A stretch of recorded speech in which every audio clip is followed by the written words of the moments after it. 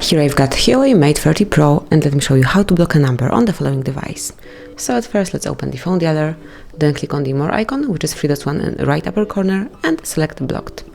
And here you can add some rules, so let me pick call block rules, and now you can pick those that you would like to apply. So for example, you can block all unknown numbers, all incoming calls, all whatever you want to. Let me go back.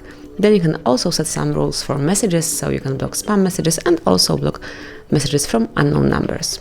If you'd like to block some particular contact, let me add some contact, as I do not have it here.